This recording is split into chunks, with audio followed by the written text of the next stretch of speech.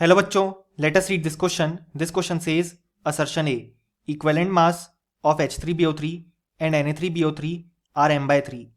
Reason are equivalent mass of H3BO3 is m and of Na3BO3 is m by 3. और हमारे options हैं option A both A and R are true and R is the correct explanation of A. Option B both A and R are true but R is not the correct explanation of A. Option C A is true but R is false. Option D A is false but R is true. Option E both A and R are false.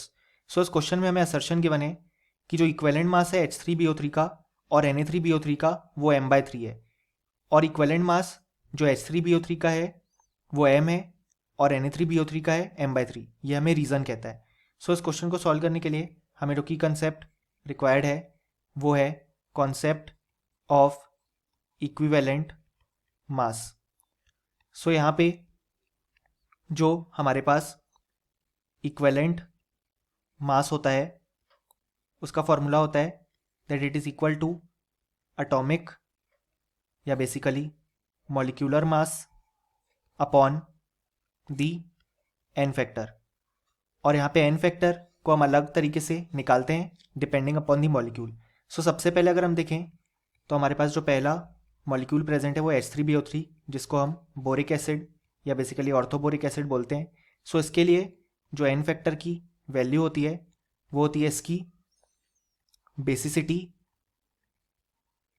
सो अगर हम देखें तो हमें लग सकता है कि H3BO3 में 3 हाइड्रोजन प्रेजेंट है सो इसकी बेसिसिटी 3 होगी, लेकिन ये इनकरेक्ट है क्योंकि अगर हम H3BO3 का स्ट्रक्चर देखें तो वो कुछ इस तरीके से प्रेजेंट होता है. यहाँ पे अगर हम बोरॉन के पास देखें तो जो नंबर ऑफ इलेक्ट्रॉन्स हैं वो 6 हैं, यानी कि ये जो H3BO3 है वो एक इलेक्ट्रॉन डिफिशिएंट स्पीशीज़ है क्योंकि ऑक्टेट कंप्लीट होने के लिए 8 इलेक्ट्रॉन्स प्रेजेंट होने चाहिए.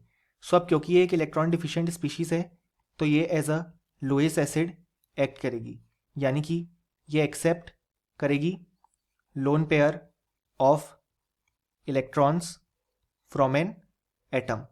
सो होता क्या है जब हम H3BO3 को वाटर में डिसॉल्व करते हैं तो वो यहाँ पे वाटर के पास जो ऑक्सीजन प्रेजेंट है उसमें जो लोन पेयर हैं उनको एक्सेप्ट कर लेती है और इस कारण से वो as a Lewis acid act करती है.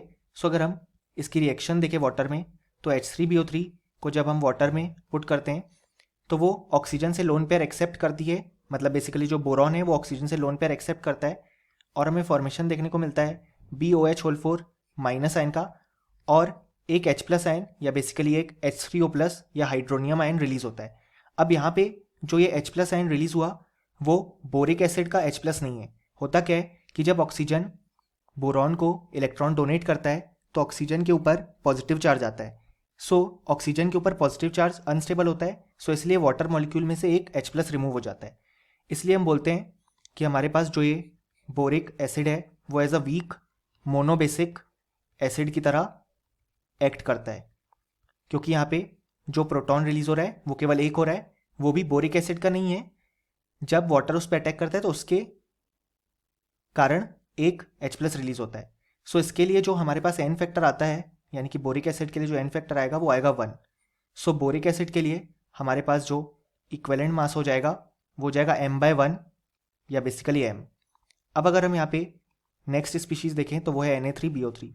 सो ये एक सॉल्ट है जिसमें कैटायन है Na+ और एनायन है BO3 3-. सो यहाँ पे सॉल्ट के लिए अगर हमें एन फैक्टर कैलकुलेट करना है तो वो होता है total charge on the cation या basically total charge on the anion. दोनों में से किसी भी एक के ऊपर हम जब टोटल चार्ज कैलकुलेट करते हैं तो वो उसका एन फैक्टर हो जाता है. सो यहाँ पे जो टोटल चार्ज ऑन कैटायन है वो है 3 × +1 क्योंकि 3 Na+ प्रेजेंट है. सो जो एन फैक्टर हो जाएगा वो जाएगा 3. अगर हम एनायन के रिस्पेक्ट में कैलकुलेट करें तो हमें मॉड्यूलस लेना पड़ेगा और यहाँ पे एनायन के ऊपर 3- चार्ज प्रेजेंट है. सो जो एन फैक्टर हो जाएगा वो जाएगा 3 क्योंकि एन फैक्टर कभी भी नेगेटिव नहीं हो सकता. सो Na3BO3 के लिए जो इक्विवेलेंट मास आ जाएगा वो आ जाएगा m by 3. अब अगर हम हमारा असर्शन ये देखें तो वो कहता है जो इक्विवेलेंट मास है H3BO3 और Na3BO3 का वो m by 3 है. सो ये इनकरेक्ट हो जाएगा क्योंकि हमने अभी देखा कि जो इक्विवेलेंट मास है H3BO3 का वो होगा m by 1 या बेसिकली m और Na3BO3 का m by 3 और यही एग्जैक्ट स्टेटमेंट हमें रीज़न कहता है. सो हमारा रीज़न आर करेक्ट है। सो इस क्वेश्चन के लिए जो करेक्ट ऑप्शन हो जाएगा वो हो जाएगा ऑप्शन डी, कि हमारा जो असर्शन है वो फॉल्स है लेकिन रीज़न जो है वो ट्रू है। और फाइनली हम ये बोल सकते हैं कि इस क्वेश्चन के लिए हमारे पास जो करेक्ट आंसर हो जाएगा वो हो जाएगा option D. Hope you understood it well, best of luck.